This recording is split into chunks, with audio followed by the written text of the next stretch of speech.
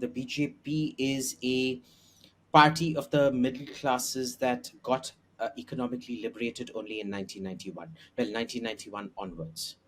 So they are unfamiliar with the Western idiom. They can't communicate with the West. They don't know how to put their point across. The BJP itself is quite substance free and event heavy.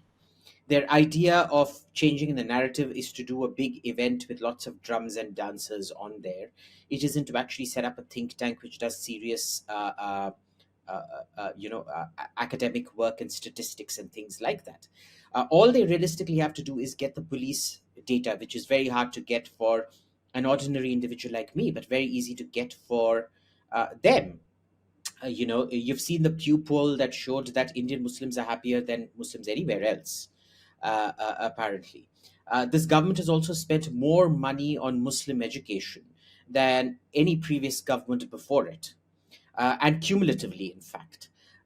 This government has done more for the upliftment of Muslim women than any previous government before it. And in fact, because a lot of the programs for weavers and textile makers, the majority of weavers and textile makers, at least in the north, are Muslims. So it's actually empowering them, subsidizing them, and things like that.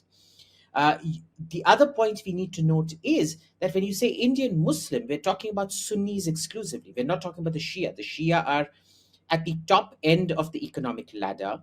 Their per capita income is much higher than the Hindu per capita income. They are captains of industry. They're extremely rich. They also tend to vote BJP, the many sects of the Shia. So, for example, in the Twelver Jafris, which is the Iranian denomination, are quite heavy in Lucknow and in northern Kashmir and Kargil. And Kargil tends to be very ambiguous, and they tend to be much more BJP leaning. You look at the Dawoodi Bohras and the Ismailis, they have a fantastic relationship with Modi. The Bohra Sayyidina is on record asking his community to vote for Modi. And wherever Modi goes, the Bohris are usually front in line to welcome him and things like that. So, this has been look, the BJP are just dunderheads when it comes to international communication. I don't think they understand English.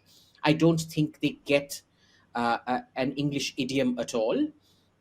It's not something to be mocked, because it is the reality of India that, in India, even when you have an English education, your actual comprehension and cognitive abilities in English are extremely low. It's English just in name. It's not really English. But I think for a government to be like this is inexcusable. Please remember to subscribe to us and switch on the notifications for this channel. For our other social media links, more content, and to support our work, please visit citti.net. Dhanyavad. Namaskar.